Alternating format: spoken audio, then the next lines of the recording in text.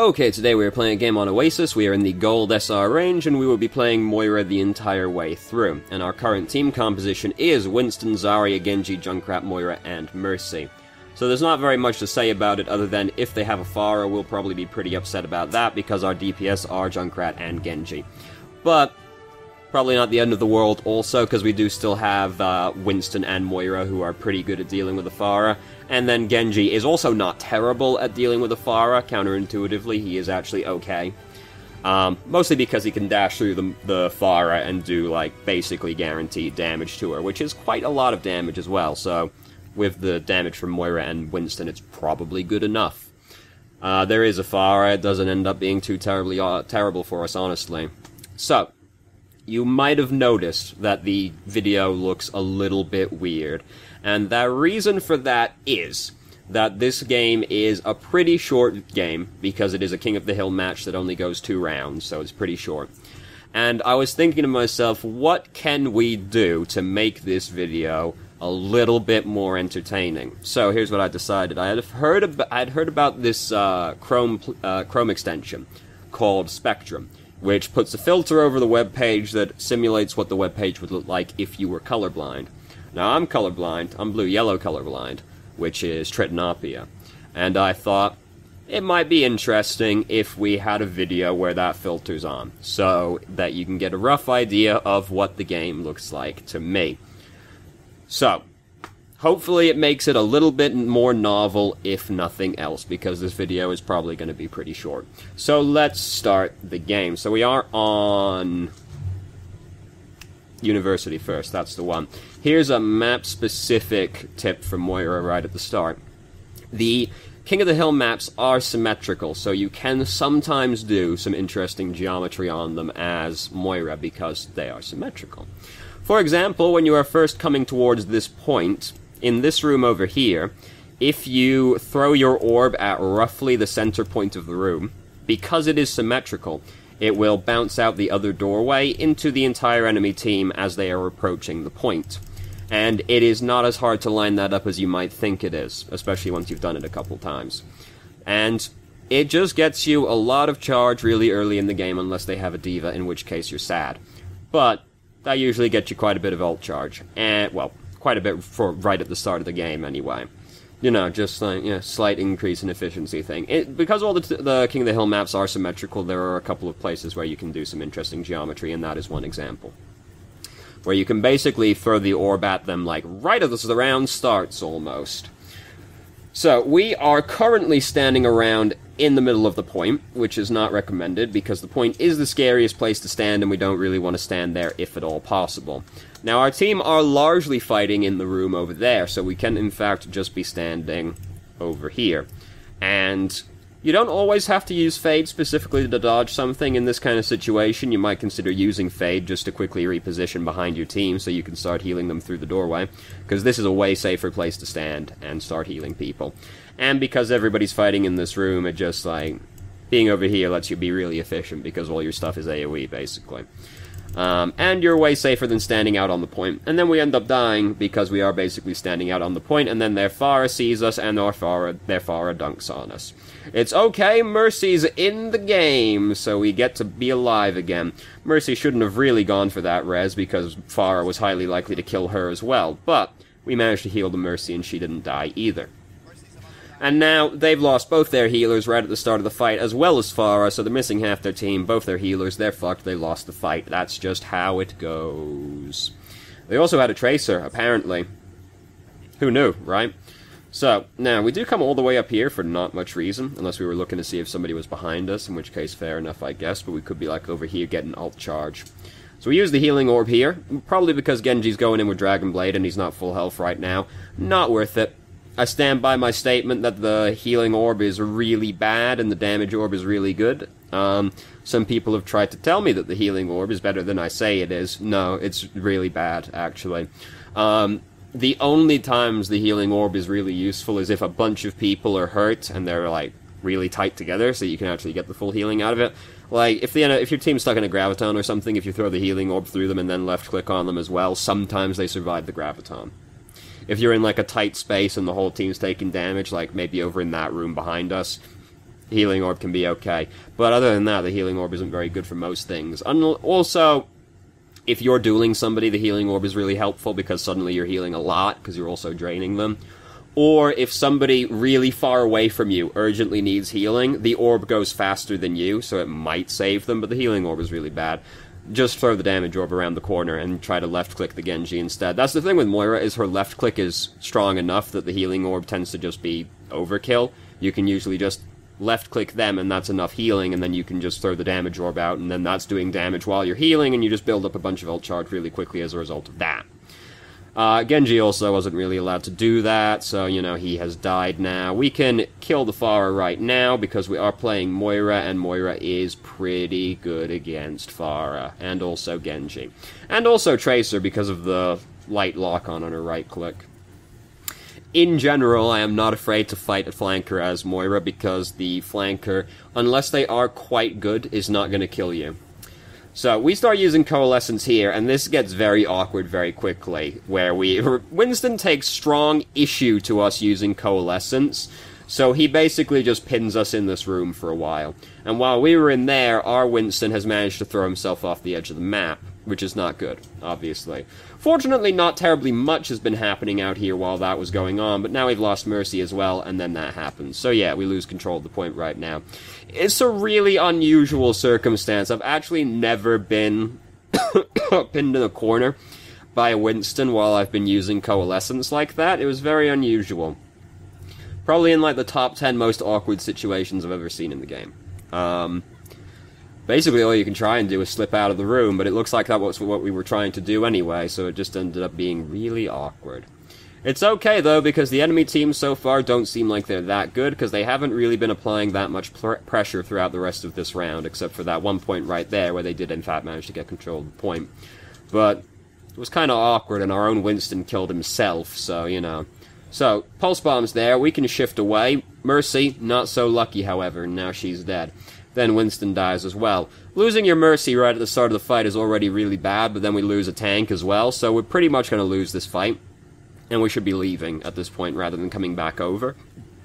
Then, we decide to throw the Healing Orb out into the point. Again, not worth it. It's only D.Va out there in an open space where the orb is probably going to bounce off and not really do anything.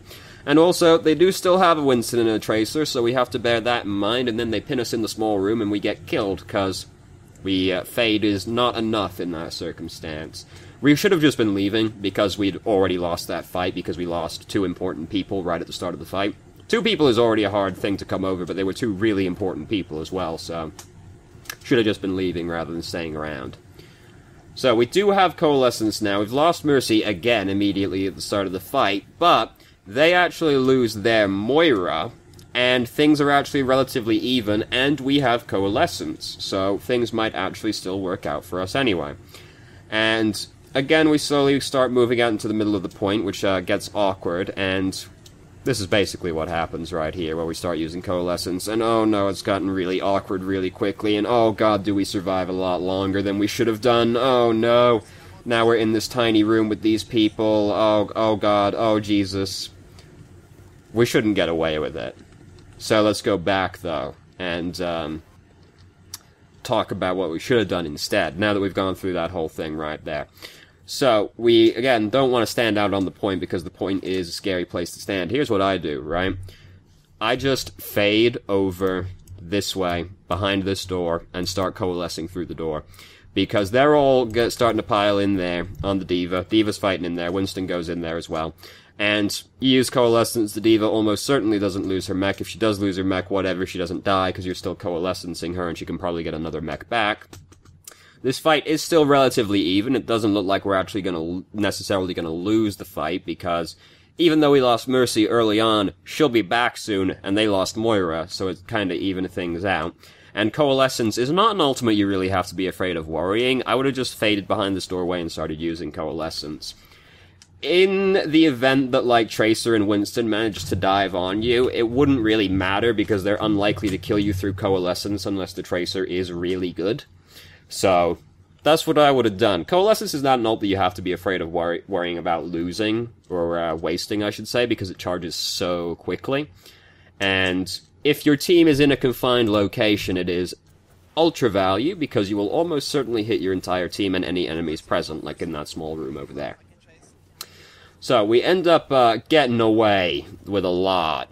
As a result, it should not have gone that well, really, because we were like half health when we started using Coalescence, and you are surprisingly vulnerable while you're using Coalescence. If you start using it at half health, it's one of those ultimates where you can suddenly die, because you are kind of vulnerable while doing it. One of the heroes I hate playing against the most as Moira is in fact Widowmaker, because as soon as you start using Coalescence, you've just painted a giant target on your head, and it's not actually that hard for the Widow to kill you, because you can't really do any, like, funky movement stuff while you're using Coalescence. Yeah, you're fast, but you can't, like, crouch or use Fade or anything, so it's one of those ultimates that makes you feel like a god, and that you're untouchable, but you are surprisingly vulnerable. You usually want to be pretty far back when you start using it. So, and also you don't have to worry about wasting it, because look, even though we used it like 10 seconds ago, we were already halfway towards another one. Like, it's insane how fast it charges. And then as you get more used to playing Moira, you start getting better at being efficient and balancing, doing damage and healing, using your orbs on cooldown, stuff like that. So it starts charging up even faster. But if you have not, like, lost the fight, if the fight's in any way even and you think you have a chance of winning the fight still, usually better off just using Coalescence. The punishment for wasting it is not that high because it charges so fast, and it is one of those things that can swing a team fight. Assuming you use it early. If you start losing the team fight and then you use Coalescence, it's not powerful enough that it's going to win a lost team fight like Dragonblade can. You want to use it, like, really early on in the fight. So, right now, they lost 2 people right before this fight started, and it's the fight where they have to come and stand on the point, so they're pretty fucked, basically. And then Roadhog was a very sad boy over in the trap over there. And, yeah, we win this point. And then, because I have spoiled that this only goes 2 rounds, you can infer how the next round goes. This is still an okay map for Moira. She's not so good at City Center, because Moira is not as good on the very open maps. And City Center is pretty spread out. Garden is still quite confined. So the maps that are open and more spread out, or require high ground control, Moira is not so good at. Someone was like, depending on the map, Moira has better vertical movement than Lucio because of Fade jumping, and I'm like, yeah, okay, technically, but, like, technically you're correct, but, like, in practical terms, probably Lucio still ends up being the better choice on those maps than Moira, because she's still not very good at high ground control. You're still better off playing a different support, usually. Like, first point Numbani, second point Dorado. They don't really, they don't really work so well for Moira. Route 66 is generally a problem for Moira because it's a little bit too open. It's hard to really do anything. It's not so much about high ground, but the first 2 checkpoints are really open. So it's hard to get, that much value out of the orbs. And your team tends to be, like, really spread out. And if they start, like, going up onto, like, the gas station, there's not so much you can do to help them. Like, maps like that, Moira tends to not be super good at.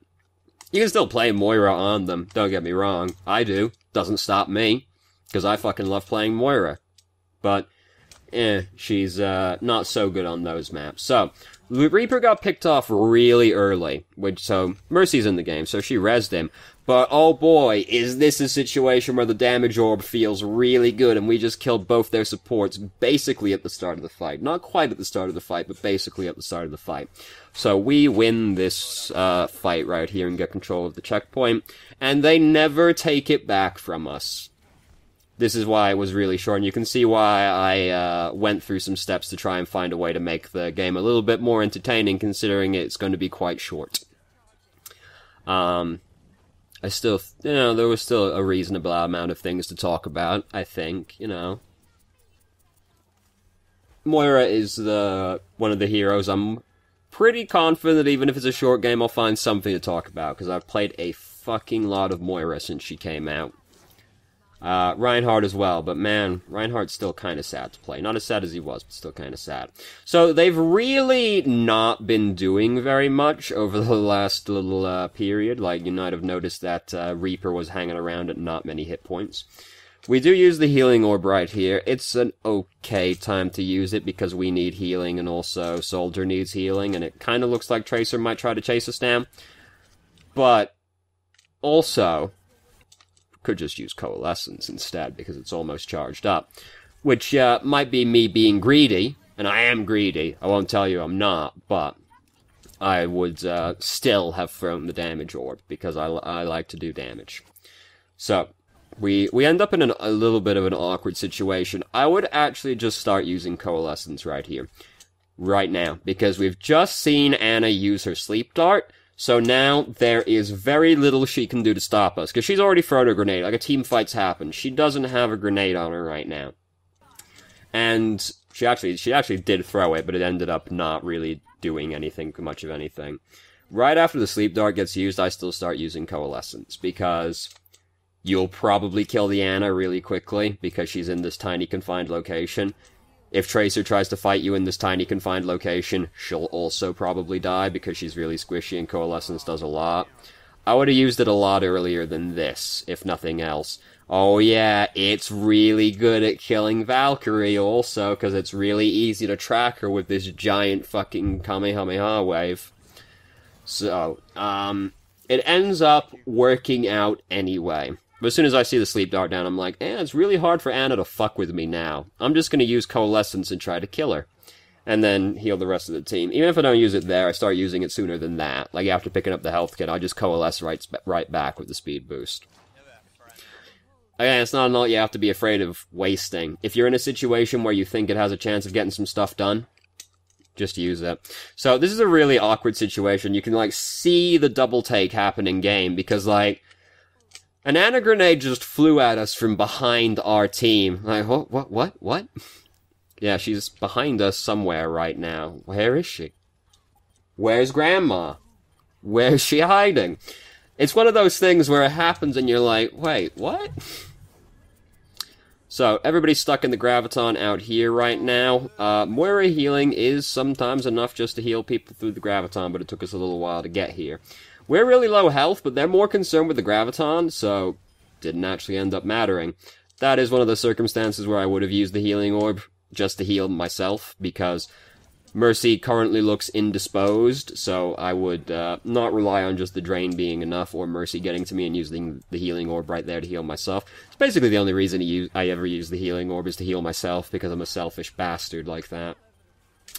But, yeah, they never really got a good push. Well, okay, they got a couple of, like, okay pushes going during this game, but, none of it quite stuck, and then, it all really fell apart for them in the second round, didn't it?